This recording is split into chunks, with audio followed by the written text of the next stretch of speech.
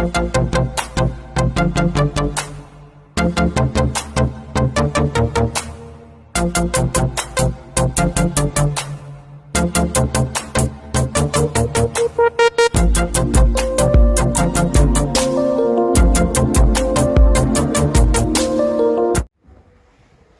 ஆண்டவரும் இரட்சகருமாகிய இயேசு கிறிஸ்து நாமத்தில் நன்மையும் கிருபையும் சமாதானம் உண்டாவதாக. ஆமென். வெயில் நன்றாக அடிக்கின்றது. தூங்கிறவே நான் தூங்குறேன் ஒரு அல்லேலூயா. இத்தகைய சூழ்நிலையில் நம்மை அருமை ஆண்டவரை நினைவு கூறுவோம். எத்தனை பாடுகள், வேதனைகள், துன்பங்கள் மத்தியிலே என்னை உங்களை ரட்சிப்பதற்காக எல்லாவற்றையும் தாங்கிக் கொண்ட அந்த ஆண்டவர், அந்த ஜீவனுள்ள தேவனுடைய ஜீவனுள்ள வார்த்தைகளை கேட்க வந்திருக்கிறோம். ஒரு அரை மணித்தியாலம், 3/4 மணித்தியாலம் எத்தனை இஸ்ரேல் தேசத்திலே, அத்தனை அந்த பாலைவனத்திலே எனக்காகவும் உங்களுக்காகவும் எவ்வளவு ஊழியம் செய்த அந்த ஆண்டவரை நினைவு வைத்தோமானால் அவருக்கு நாங்கள் மகிமை செலுத்துவோம். இந்த தியானத்துக்கு உதவியாக சங்கீதம் 27:14 எடுத்து வாசிப்போம். வாசிக்கிறவர் நிதானமாய் நல்லா வாசிங்க. சங்கீதம் 27:14. கர்த்தருக்கு காத்திரு, அவர் உன் இருதயத்தை ஸ்திரப்படுத்துவார். திடமனதாயிருந்து கர்த்தருக்கே காத்திரு. கர்த்தருக்கு காத்திரு, அவர் உன் இருதயத்தை ஸ்திரப்படுத்துவார். திடமனதாயிருந்து கர்த்தருக்கே காத்திரு. இந்த தேவசேரியின் தலைப்பு கர்த்தருக்கு காத்திரு. இன்று அநேகர் நாங்கள் ஆண்டவர் செயற்படும் வரை காத்து கொண்டிருக்கவில்லை. அவசரம், எல்லாத்துலயும் அவசரம். எங்களுக்கு தேவன் நிறைவேற்றுவார் நம்பிக்கை. சபைக்கு வருவோம், ஆராதிப்போம், ஸ்தோத்தரிப்போம், ரசபாகம் போடுவோம், காணிக்கைகளை போடுவோம், ஊழியம் செய்வோம், எல்லாம் செய்வோம். ஆனா கர்த்தருடைய அந்த ஆதீனத்தில் வைத்திருக்கிற நேரத்துக்காக நாங்கள் காத்திருக்கிறது. இந்த வசனம் நான் லிவிங் பைபிளில் திரும்பி பார்த்து தெளிவாய் கூறப்பட்டிருக்கின்றது. கர்த்தர் உன்னுடைய வாழ்க்கையில் செயல்படவில்லை என்று ஆத்திரப்படாதே. அவருடைய வழிகளிலே நீ ஸ்திரமாய் போய்கொண்டிரு. ஏற்ற காலத்திலும் சகல ஆசீர்வாதங்களும் உன்னை கனப்படுத்துவார். துன்மார்க்குடைய அழிவை காண்பாய் என்று சொல்லப்படுகிறது.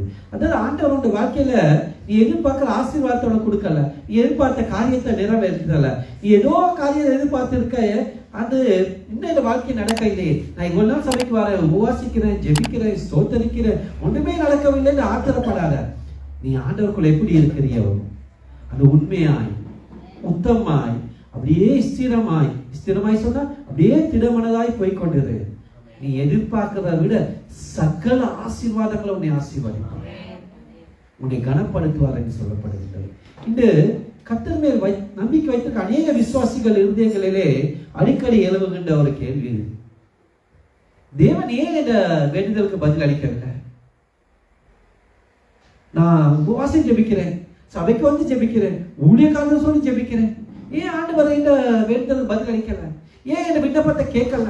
ஏன் இந்த விண்ணப்பத்தை செவி கொடுக்கல? ஏன் அவர் கையை மடைக்கொண்டு வாழா இருக்கிறார்?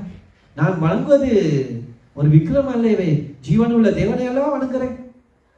ஏன் ஆண்டவர் இன்னும் எனக்கு இறங்கல? ஏன் இறக்க காட்டல? ஏன் இந்த விண்ணப்பத்தை இன்னும் நிறைவேற்றல? ஏன் எனக்கு செவி கொடுக்கவில்லை என்ற பல கேள்விகள் இந்த விசுவாசிகள் மத்தியில். இத்தனை வருடங்களா நான் சபைக்கு வருகிறேன், ஊழியம் செய்கிறேன், ஆண்டவர் காணிக்கை கொடுக்கிறேன், தசமபாகம் கொடுக்கிறேன், எத்தனை தியாகம் செய்கிறேன், இவ்வளோ தூரத்துல இருந்து வருகிறேன், வேலை விட்டுலாம் தேவட சமூகத்துக்கு வருகிறேன், ஆண்டவர் எனக்கு இன்னும் பதில் தரவில்லை. தேவ வசனம் என்ன சொல்லுகின்றது? நீ பொறுமையுடன் காத்திருக்க வேண்டும் என்று சொல்லுகின்றது. 1 பேதுரு 5:6. 1 பேதுரு 5:6.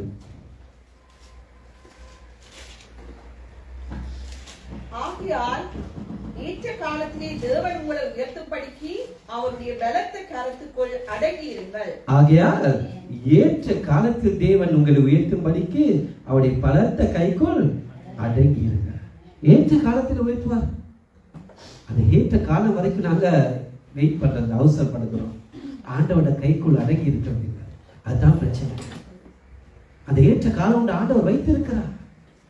அது மட்டும் நாங்க அவ்வளவு அவசரம், இன்னைக்கே நடக்கணும். ஆண்டவருடைய காலத்துல அடங்கி இருக்கல, உடனே எங்களை மாம்ச ரீதியா முடிவுகள் எடுக்கணும், தீர்மானம் எடுக்கணும். அவர் அதை சொல்றாரு, இவர் சொல்றாரு, சொல்லுவான். நீ எந்த சபைக்கு போற? இவ்வளவு நாள் இருக்கு, அவனுக்கு இந்த பிரச்சனை தீர்ச்சா இல்லையே. அவன்கிட்ட பேச்சுக்கு செவி கொடுக்கணும், பிசாசின் சத்தத்துக்கு செவி கொடுக்கணும். நாங்க பிறர் இருக்கிற தாழ்மையை காட்டுவோம். எங்களோட வேலைத்தன பொஸ்ஸிடம் வெளியில் ஆட்கள்கிட்ட எல்லாம் நல்லா தாழ்மையா நடக்கும். ஆனா ஆண்டவருக்கு தாழ்மையை காட்டணும். தாழ்மை பாருங்க, இந்த பேதுருவடிகள் வாழ்ந்த காலத்திலே வாழ்ந்த பரிசுத்தவான்கள், நீதிமான்கள் எல்லாம் பலவித உபத்திரவங்கள், பாடுகள், வேதனை, துன்பங்கள், துயரங்கள், வழியில அவர் கடந்து செய்தார்கள். இது தேவனால் அனுப்பப்பட்டவைகளா? சொல்லுங்க, இந்த சோதனைகளா தேவனால் அனுப்பப்பட்டவைகளா? தேவனால் அனுப்பப்பட்டவை, தேவனால் அனுமதிக்கப்பட்டவை. தேவன் ஒரு நாள் எங்களுடைய சோதனையை அனுப்ப மாட்டார், ஆனால் அனுமதிப்பார். எங்களுடைய வாழ்க்கையில கூட ஆண்டவர் என் மகனுக்கு இப்படி நடக்கணும், உபத்திரத்தை, பாடுகளை, வேதனையை அனுப்ப மாட்டார், ஆனா அனுமதிப்பார். ஆகவே நாங்கள் என்ன செய்யணும்? கர்த்தருடைய கரத்திலிருந்து அவருடைய சமூக தாழ்மையோடு நாங்கள் ஏற்றுக்கொள்ள வேண்டும்.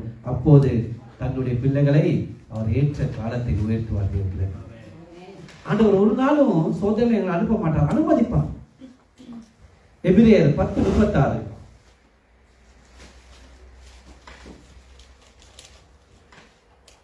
சத்தியத்தை அறியும் அறிவை எபிரேயர் 10:36. நீங்கள் தேவனுடைய சித்தத்தின்படி செய்து வாக்குத்தத்தம் பண்ணப்பட்டதை பெறும்படிக்கு பொறுமை உங்களுக்கு வேண்டியதாய் இருக்கிறது. ஆகவே ஆண்டவர் வாக்குத்தத்தப்பட்ட அந்த வாக்குத்தத்தம் அடைய வேண்டும் என்றால் பொறுமையோடு காத்திருக்கணும். அதாவது இன்னும் நிறைவேற என்று வரும் பிரச்சனைகள் வரும்போது, துன்பங்கள் வரும்போது ஆண்டவரை மறுத்துரைத்து தப்பி ஓடுவது அல்ல. சபையை விட்டு, ஆண்டவருடைய சமூகத்தை விட்டு, தேவ ராஜ்யத்தை விட்டு துன்பங்கள், வேதனைகள், அவமானங்கள், நிந்தைகள் வரும்போது அதை சகிக்கணும். எத்தனை பேர் அதை அனுபவிச்சிருப்பீங்க தெரியா? உயர்வு வரணும், எல்லாவற்றையும் தாங்கணும். அநேகர் தூசிப்பார்கள், அநேகர் எங்களை தள்ளி போடுவார்கள், அவமானம் நிந்திப்பார்கள், அதையும் சொல்வார்கள். எல்லாவற்றையும் தாங்குற ஒரு இருதயம் வேணும் தேவ பிள்ளைகளே. நாங்கள் செய்ய வேண்டியது என்ன தெரியுமா? ஒன்றே ஒன்று, தேவனுடைய சித்தத்தின்படி செய்யணும். மனித சித்தத்தின் அல்ல, மனிதனை பெருமைப்படுத்துவதல்ல, மனிதனை திருப்திப்படுத்துவதல்ல, என் தேவ சித்தத்தின்படி செய்யும் போது உங்களுக்கு வாக்குத்தத்தப்பட்ட அந்த பரிசை ஆண்டவர் நிச்சயமாய் தரும். மனுஷன் டக்குனு தேவை தூக்கி போட்டு உங்களை தூக்கி போட்டுவான். ஆனா ஆண்டவர் அப்படி செய்ய மாட்டார். பாருங்க, கர்த்தர் ஆதீனத்தில் குறித்த காலம் எல்லாத்துக்கும் வைத்திருக்கிறார். என் ஒவ்வொருவருக்கும், தாம்பி திமேத்துக்கு ஒரு காலம் இருக்கும், தனுஜனுக்கு, பார்த்திக்கு, பாமாக்காவுக்கு, எல்லாத்துக்கும் ஒரு குறிப்பிட்ட காலம் ஆதியத்தில் வைத்திருக்கார் ஆண்டவர். ஆகவே அந்த அந்த காலம் மட்டும் காத்திருக்காமல் அவசரப்பட்டு, மாம்ச ரீதியாக அவசரப்பட்டு, சொந்த புத்தியினாலே, பயத்தாலே தீர்மானம் எடுத்து வேதத்திலே ஆசீர்வாதங்களை தடைப்பட்டு போனவர்கள், ஆசீர்வாதங்கள் இழந்து போனவர்கள் 3 பேரை பற்றி நாம் வேதத்தில் பார்க்க போறோம். ஏன்னா ஆண்டவர் அந்த குறித்த ஆதீனத்தில் தனக்கென ஒரு காலத்தை வைத்திருக்கார். அது மட்டும் காத்திருக்காமல் போனவர்கள் 3 பேரை நாம் வேதத்தில் பார்க்க போறோம். முதலாவது ஆபிரகாமை குறித்து பார்க்க போகிறோம். ஆதியாகமம் 12ஆம் அதிகாரம் 2-3 வசனங்களை எடுத்து வாசிப்போம். நான் உன்னை பெரிய ஜாதியாக்கி உன்னை ஆசீர்வதித்து உன் பெயரை பெருமைப்படுத்துவேன். நீ ஆசீர்வாதமாய் இருப்பாய். உன்னை ஆசீர்வதிக்கிறவர்களை ஆசீர்வதிப்பேன், உன்னை சபிக்கிறவனை சபிப்பேன். பூமியில் உள்ள வம்சங்கள் எல்லாம் உனக்குள் ஆசீர்வதிக்கப்படும் என்றார். பாருங்க, ஆண்டவர் என்ன செய்றார்? ஆபிரகாமுக்கு வாக்குத்தத்தம் பண்ணுறார். உன்னை பெரிய ஜாதியாக்குவேன், உன்னை ஆசீர்வதிப்பேன், உன்னை பெருமைப்படுத்துவேன், நீ ஆசீர்வாதமா இருப்பாய், உன்னை ஆசீர்வதிப்பேன், உன்னை சபிப்பேன், பூமியில வம்சங்கள் உனக்குள் ஆசீர்வதிக்கப்படும். அது மட்டுமா சொல்றாரு? என்ன சொல்றாரு? உன் கற்ப பிறப்பானவனே உனக்கு சுகந்திரவாளியா இருப்பானே.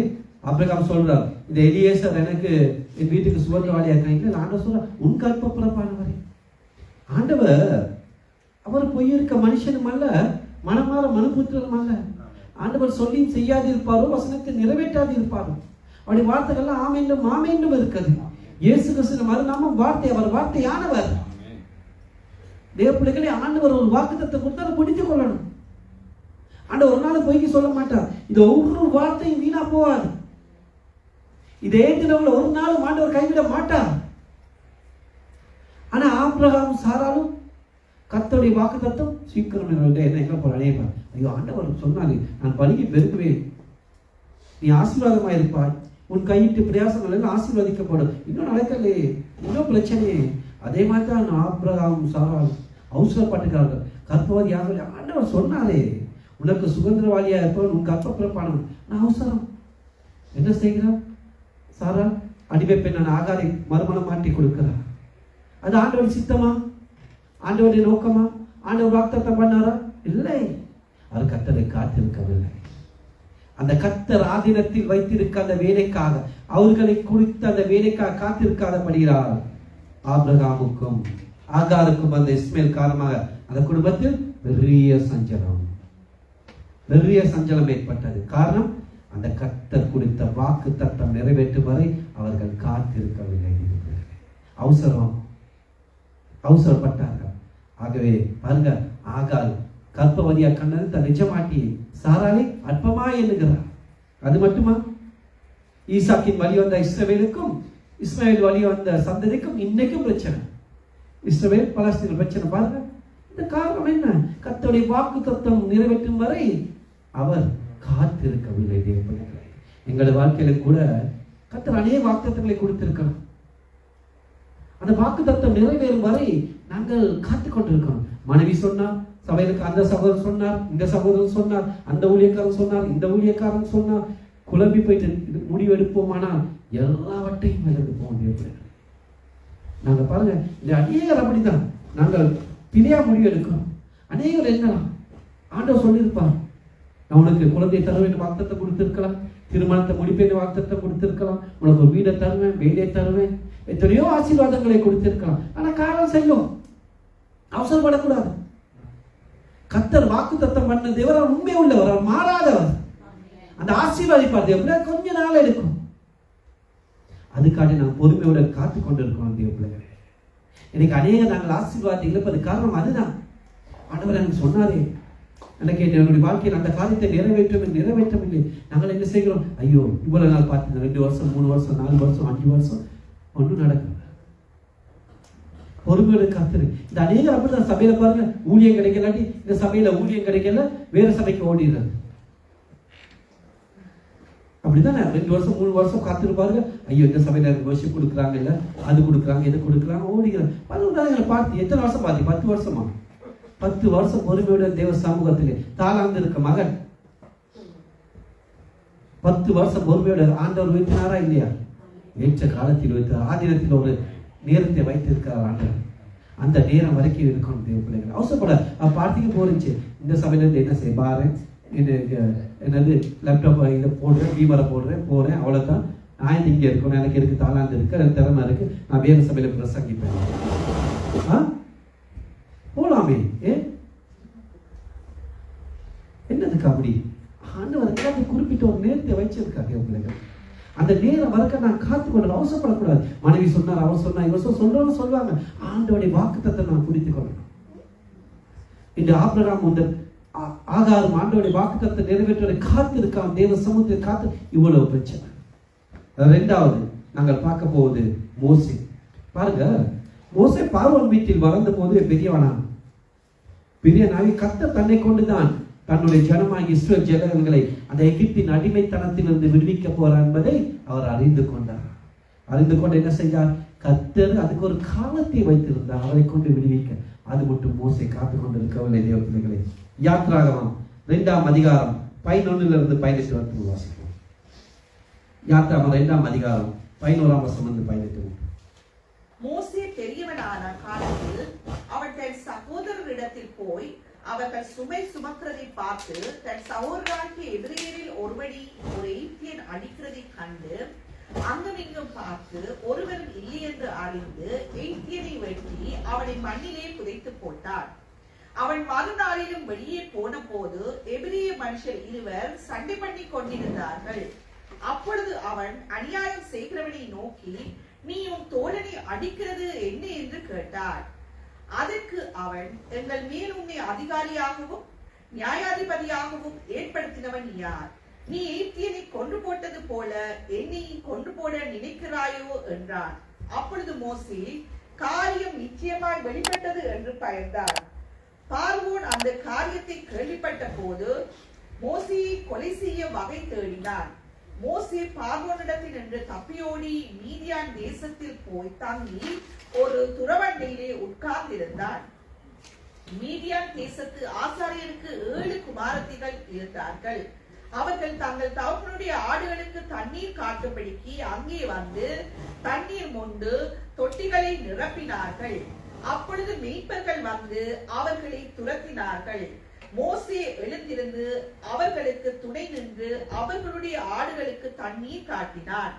அவர்கள் தங்கள் தகப்பனாகிய ரெகுவேலிடத்தில் பாருங்க, மோசே என்ன செய்யற? மாம்ச வைராக்கியத்திலே அந்த எகிப்தியனை கொண்டு புதைத்து போடுகிறார். ஆண்டவர் ஆதினத்தில் மோசைக்கு ஒரு காலத்தை வைத்து அவரை கொண்டு விடுவிக்க வேண்டும் என்று அவசரப்பட்டுட்டார்.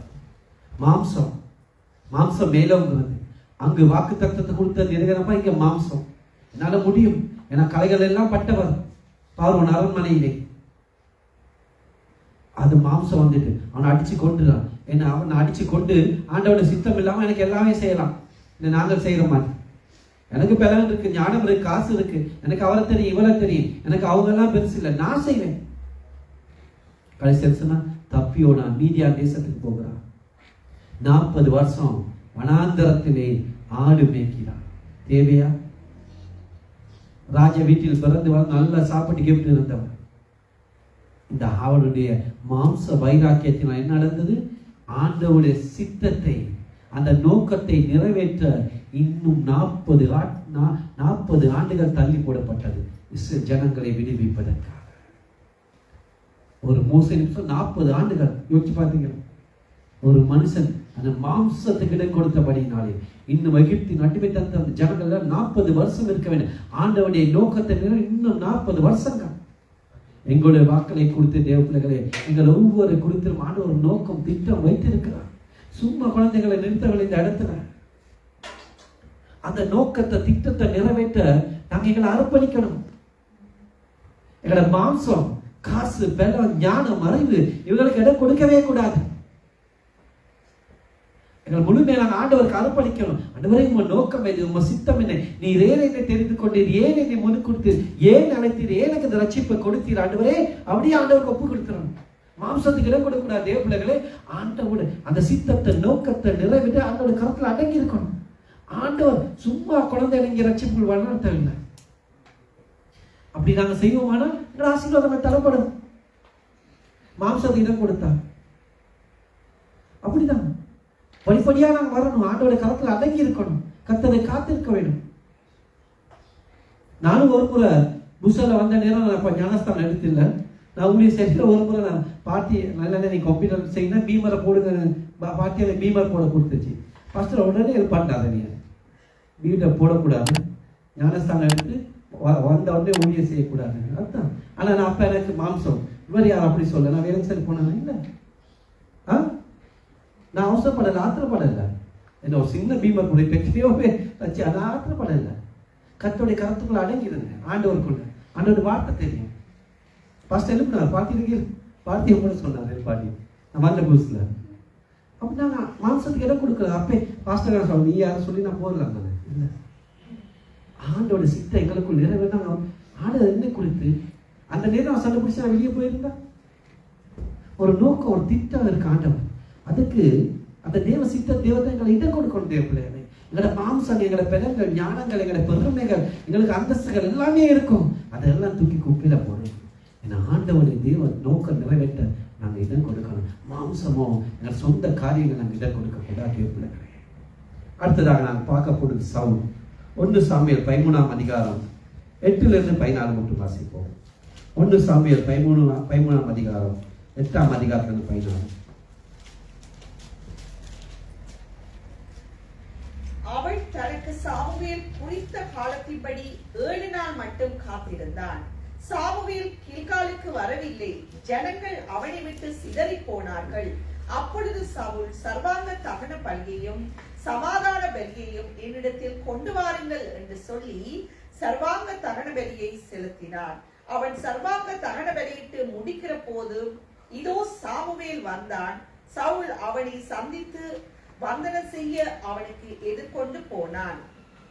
நீ செய்தது என்ன என்று சாமுவேல் கேட்டதற்கு சவுல் ஜனங்கள் என்னை விட்டு சிதறி போகிறதையும் குறித்த நாட்களின் திட்டத்திலே நீர் வராததையும் பெலிஸ்தியர் மிக்மாசிலே கூடி வந்திருக்கிறதையும் நான் கண்டபடியினாலே கில்காலில் பெலிஸ்தர் எனக்கு விரோதமாய் வந்து விடுவார்கள் என்றும் நான் இன்னும் கர்த்தருடைய சமூகத்தை நோக்கி விண்ணப்பம் பண்ணவில்லை என்றும் எண்ணி துணிந்து சர்வாங்க தகன பலியை செலுத்தினேன் என்றான்.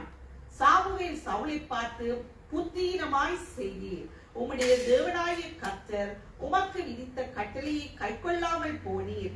மற்றபடி கர்த்தர் இஸ்ரவேலின் மேல் உம்முடைய ராஜ்யபாரத்தை என்றென்றைக்கும் ஸ்திரப்படுத்துவார். இப்போதோ உம்முடைய ராஜ்யபாரம் நிலை நிற்காது.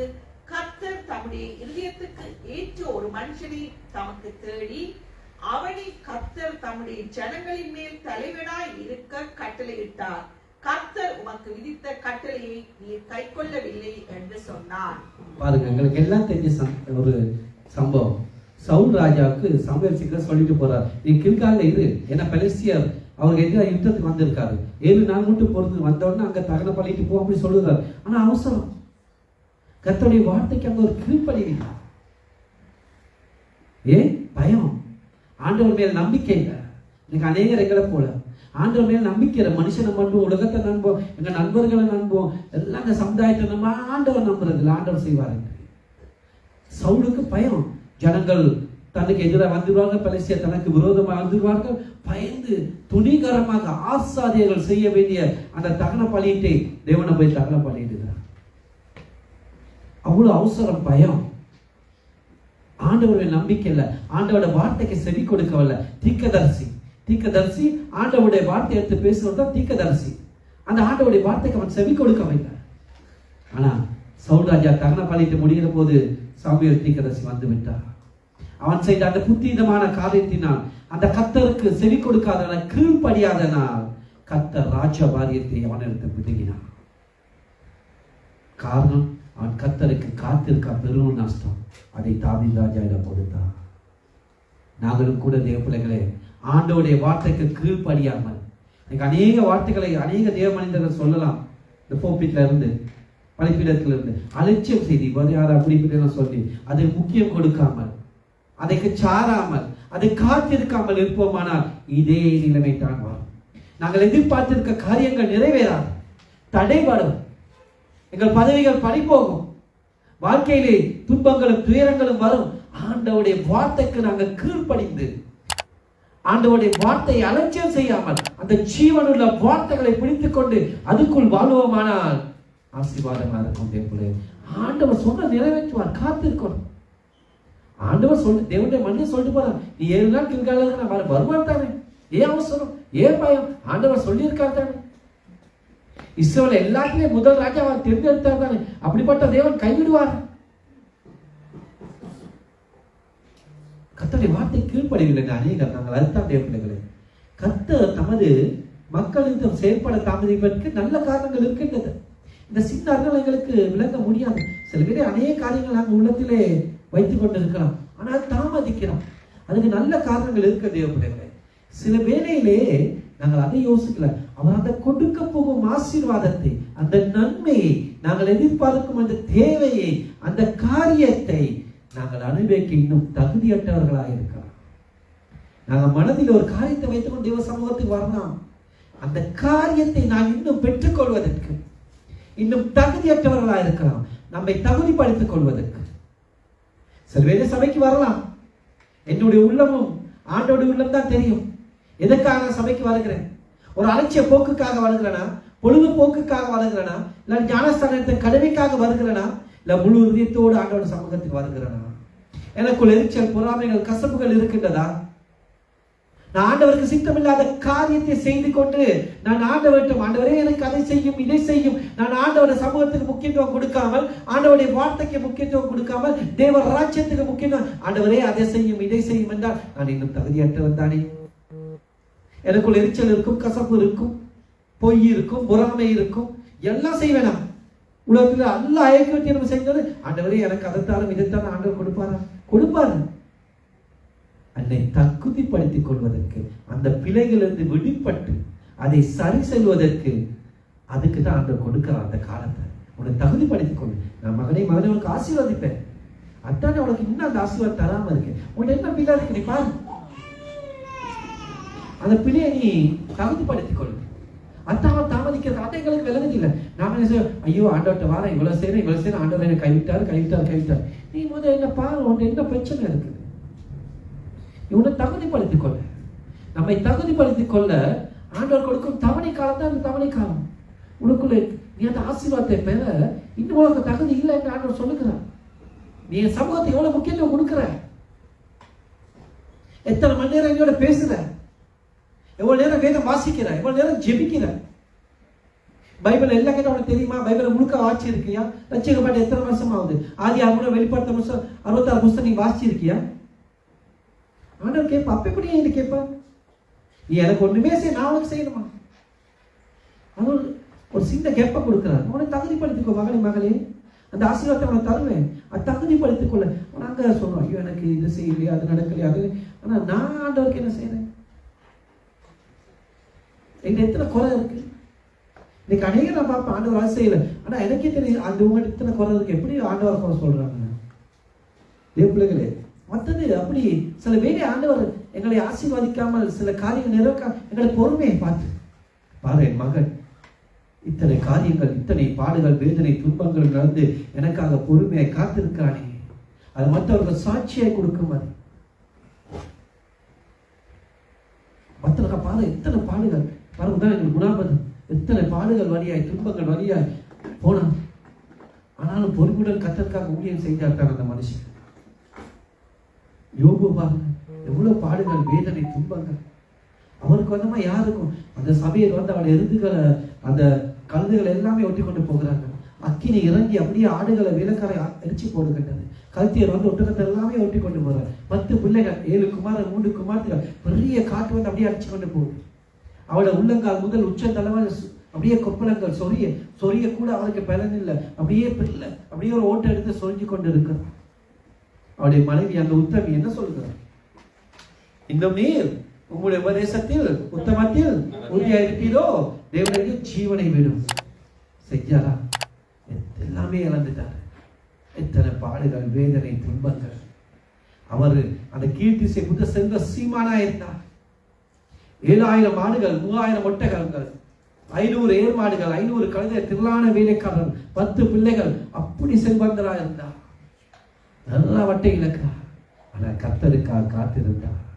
நிர்வாணியாய் வந்தேன், நிர்வாணியாய் செய்வேன், கர்த்தர் கொடுத்தார், கர்த்தர் எடுத்தார், கர்த்தருக்கே ஸ்தோத்திரம்.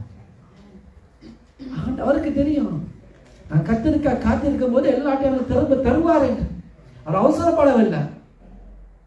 ஆண்டவர் மேல் நம்பிக்கை வைத்திருந்தார் யோபு. ஆனால் எல்லாத்தையும் திரும்பி எனக்கு தருவார். மனைவி பார்த்து என்ன சொல்கிறார்? நீ பைத்தியக்காரை போல பேசுகிறாய். தேவன் கையில் நன்மை பெற்ற நாங்கள் தீமையை பெறக்கூடாதா? இந்த மனைவிமார் அப்படிதான், நன்மை மட்டும்தான் வேணும், கர்த்தர் தீமை ஏற்றுக்கொள்ள மாட்டோம்.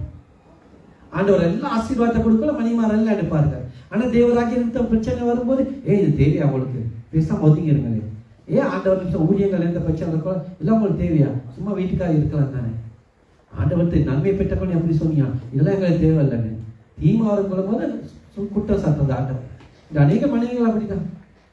ஆண்டவர் எல்லாம் ஆசீர்வாதம் கொடுக்கல, எடுத்து வச்சுக்கொள்வாங்க. எல்லாம் அல்மாரில் பூட்டி தங்கம், பொன், வெள்ளி எல்லாம் பேங்க்ல லோக்கல்ல இருக்கும். ஆனா ஆண்டவரோட பிரச்சனைகள், ஆண்டவரோட ஊழிய நிமித்தம் பிரச்சனைகள் வரும்போது இதெல்லாம் எங்களுக்கு தேவையா? ஆனா கர்த்தருக்காக நாங்கள் இழந்து போன்ற ஒன்றும் வீணாய் போவதில்லை தேவ பிள்ளைகளே. ஆகவே அப்படித்தான் கர்த்தரை காத்திருக்கணும். அநேக கர்த்தரை காத்திருப்பதில்லை. யோபு பக்தன் அவலைகள், பாடுகள், வேதனை, துன்பங்கள் மத்தியில் பொறுமையாய் காத்திருந்தார்.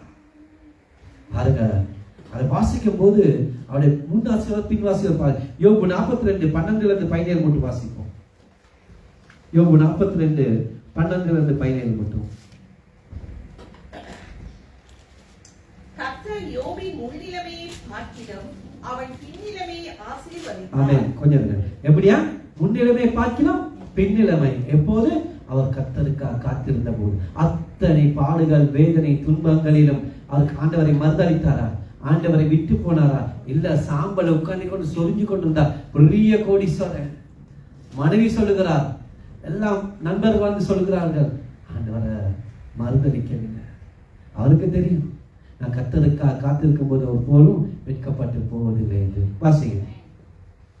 14,000 ஆடுகளும் 6,000 ஒட்டகங்களும் 1000 ஏர்களும் 1000 கழுதைகளும் அவனுக்கு உண்டாயின. 7 குமாரரும் 3 குமாரத்திகளும் அவனுக்கு பிறந்தார்கள். மூத்த மகளுக்கு எமீமாள் என்றும், 2ஆம் மகளுக்கு கெத்சியால் என்றும், 3ஆம் மகளுக்கு கெரேனாப்பு என்றும் பெயரிட்டான். தேசத்தில் எங்கும் யோபின் குமாரத்திகளைப் போல் சௌந்தரியமான பெண்கள் காணப்படவில்லை. அவர்கள் சகோதரிகளின் நடுவிலே அவர்களுக்கு சுதந்திரம் கொடுத்தார். இதற்கு பின்பு யோபு 140 வருஷம் உயிரோடு இருந்து 4 தலைமுறையாக தன் பிள்ளைகளையும் தன் பிள்ளைகளுடைய பிள்ளைகளையும் கண்டான். யோபு நெடுநாளாய் இருந்து பூரண வயதுள்ளவனாய் மரித்தார். ஆமென். எப்போது கர்த்தருக்காக காத்திருந்த பாடுகள், வேதனை, துன்பங்கள் மத்தியிலே ஆண்டவரை மறுதலிக்கவில்லை. தேவ பிள்ளைகளே, பிரச்சனைகள் வரும், துன்பங்கள் வரும், வேதனை வரும். 3000 எத்தனை ஆடுகள் இருந்துச்சு?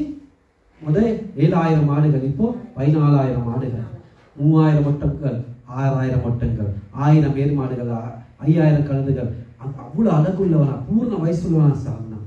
அப்படிதான் தேவன் கர்த்தரை காத்திருக்கும் போது சில வேளை நாங்கள் பொறுமையை கற்றுக்கொள்ளலாம். நமது விசுவாசம் பலம் படிக்கும், ஆனால் தாமதிக்கும். ஆனால் அது தாமதிக்காது, சீக்கிரமாய் வரும். தேவன் கோழி முட்டையிலிருந்து குஞ்சு வெளியே வரவேன்னா எத்தனை நாள்? 21 நாட்கள் அடக்காக்கும். நாங்க அவசரப்பட்டு குஞ்சுக்கு உதவி செய்யறோம்னு அந்த ஒரு 5 நாள்ல அந்த ஓட விட்டு கோழி கொஞ்சம் வெளியே எடுத்தா அது குஞ்சுக்கு உதவி செய்யல ஆகாது. 21 நாட்கள் அதை முழுமையை அடக்காத்தான் அந்த குஞ்சு ஒழுங்கா வரும். ஆகவே எங்களுடைய வாழ்க்கையிலும் ஆண்டவர் செயல்படவில்லை என்று, ஆண்டவர் இன்னும் எனக்கு அந்த ஆசீர்வாதம் தரவில்லை, நான் நினைத்த காரியம் இன்னும் நடக்கவில்லை என்று நாங்கள் ஆண்டவருக்கு உதவி செய்யக்கூடாது. நீங்க அநேகர் நாங்கள் அப்படிதான் ஆண்டவருக்கு உதவி செய்ய போகிறோம். இல்லை இல்லை இல்லை, பொறுமையுடன் காத்திருக்க வேண்டியவர்கள். ஏற்ற காலத்தில் கர்த்தர் கனப்படுத்துவார். ஏற்ற காலத்தில் தேவன் உங்களை விட்டுபடி அவருடைய பலத்த கருத்துக்குள்ள அடங்கினார். ஏற்ற காலம் என்று ஒன்று உண்டு, எல்லாத்தையும் ஆண்டவர் வைத்திருக்கிறார். அதே பிதாவானவர் நீங்கள் பிறப்ப முன்பே அவர் முன்கூர்த்து முன்னாடி வைத்திருக்கார், ஆதிரத்தில் வைத்திருக்கிறார். பாருங்க, நம்முடைய ஆண்டவரை பாருங்க. கானான் ஒரு கல்யாணம் வருது பாருங்க. ஆண்டவருடைய தாயை மரியாதை என்ன சொல்கிறார்? திராட்சை அச்சம் இல்லை என்று சொல்லுகிறார். ஆண்டவர் என்ன சொல்லுகிறார்? என் வேலை இன்னும் வரவில்லை என்று சொல்லுகிறார். தாமதிக்கிறார். எங்களுடைய வாழ்க்கையிலும் கூட எங்களுடைய ஆசீர்வாதங்களை கிடைப்பதற்கு இன்னும் அந்த வேலை இல்லாம இருக்கிறார். தேவர்களே, ஆண்டவரை நோக்கி முறுமுறுக்காய் கொடுத்த வாக்கு தத்தத்தை முடித்துக் கொண்டு உங்களை குறித்த நோக்க தேவ திட்டத்தை கொடுத்து அதில் ஸ்திரமாய் போய்கொண்டிருக்க. இன்னும் வேலை வராமல் இருக்க. ஆண்டவர் சொல்றார், இன்னும் என் வேலை வரவில்லை. ஏற்ற வேலை வந்தது. வேலைக்காரர்களை காடிகளை கொண்டு சொல்லுகிறார், தண்ணீரை எழுப்ப சொல்கிறார், தண்ணீரை திராட்சை மாட்டி அற்புதம் செய்கிறார். ஆகவே நிச்சயமாய் ஆதினத்தில் வைத்திருக்க அந்த நேரம் வரும்போதே உங்களோட ஆசீர்வாதம் நிச்சயமா உங்களுக்கு கிடைக்கும். அது வரைக்கும் தேவ சித்தத்தின் படி நடக்கும். ஆண்டவர் ஒரு நாளும் தன்னுடைய வாழ்க்கையில் அவசரப்பட்டது இல்லை. தேவர்களே, ஆத்திரம் அடைந்தது இல்லை. எல்லாவற்றையும் அதன் நேரத்தில் திறம்பட செய்தார். தன் ஜீவனை எனக்காக உங்களுக்காகவும் நம்முடைய பாவங்களுக்காக நம்மை ரட்சிப்பதற்காக கொடுக்க போகும்போது பிதாவே என் வேலை வந்தது என்று சொல்லி அமைதியுடன் பாடுகளுக்கு சென்றார். நாங்கள் கூட எல்லா காரியங்களிலும் எங்கள் வாழ்க்கையில ஏற்ற காலத்திலே அந்தந்த நேரத்தில் அதினதிப்படி அவசரப்படாமல் ஆத்திரப்படாமல் தேவ சித்தத்தின்படி நடத்துவோமானால் நாங்கள் அந்த சிமியோனை போல லூக்கா 2:29 வாசிப்போம்.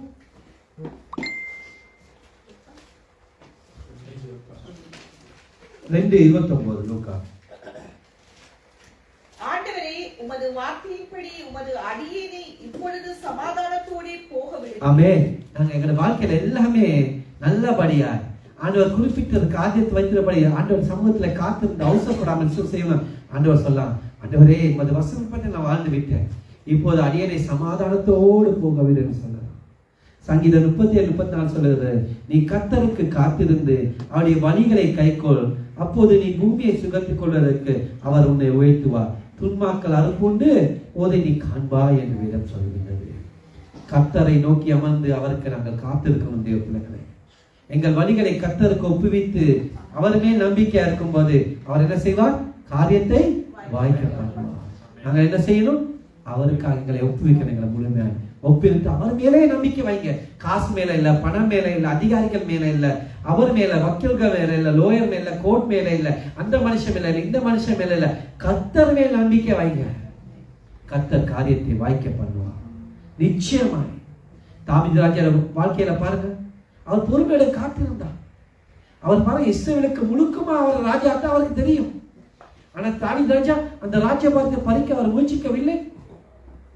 தன்னை சவுல் கொல்ல தெரியாம அறிந்தும் கூட சவுலை கொல்ல அநேக சந்தர்ப்பங்கள் அவருக்கு கிடைத்தது. அவருடைய வேலைக்காரர்கள் எல்லாம் சொல்லுகிறார்கள், அவருடைய ஆயுதத்தாரிகள் எல்லாம் சவுலை ஆண்டவர் கரத்தில் ஒப்புக்கொண்டார் கொள்ளு சொல்லுகிறார். அந்த வசனம் சொல்லுகிறது, இதோ நான் உன் சத்துரை உன் கையில் ஒப்புக் கொடுப்பேன், உன் பார்வைக்கு நலமான செய்வாய் என்று கர்த்தர் உன்னோட சொன்ன இதுதானே என்று அவருடைய இருந்த ஆயுததாரிகள் எல்லாம் சொல்லுகிறார்கள். ஆனா தாவீது என்ன சொல்லுகிறார்? இல்ல, கர்த்தர் அபிஷேகம் பண்ண சவுலை மீது நான் கை வைக்க மாட்டேன் என்று அவரை தப்பிக்க விட்டார். கர்த்தருக்காக பொறுமையுடன் தாவீது காத்திருந்தார். மாம்ச வைராக்கியத்துக்கு இடம் கொடுக்கவில்லை, அவசரப்படவில்லை. அந்த ராஜ்யம் தன்னை ராஜ்யம் ஆக்கினார் என்று தெரியும், ஆனா அவசரப்பட்ட ராஜ்யபாரத்தை முடிக்க போகவில்லை. பொறுமையுடன் ஆண்டவருடைய ஏற்ற காலத்தில் கர்த்தருடைய கரத்தில் அடங்கி இருக்கும் போது உயிர்த்த தாவீதுக்கு தெரியும். அதுக்கப்புறம் ஆண்டவர் முழு இஸ்ரவேலுக்கு ராஜ்யமாக்கினார். 40 வருஷம் இஸ்ரவேலை அரசாண்டார் தேவர்களே. ஆகவே கர்த்தருக்கு நாங்கள் பொறுமையாய் காத்திருப்போம். அவர் எங்களிடமாய் சார்ந்து எங்கள் எல்லா கூப்பிடுகளையும் கேட்பார். ஆமென். நாங்கள் எழுந்திருப்போம். அப்படியே கேட்ட தேவ செய்தியின்படி கண்களை மூடி ஒரு நிமிஷம். ஆண்டவரே, இன்னைக்கு அநேக நாங்கள் ஆசீர்வாதங்களை இழந்து போவதற்கு காரணம் அதுதான் தேவர்களே.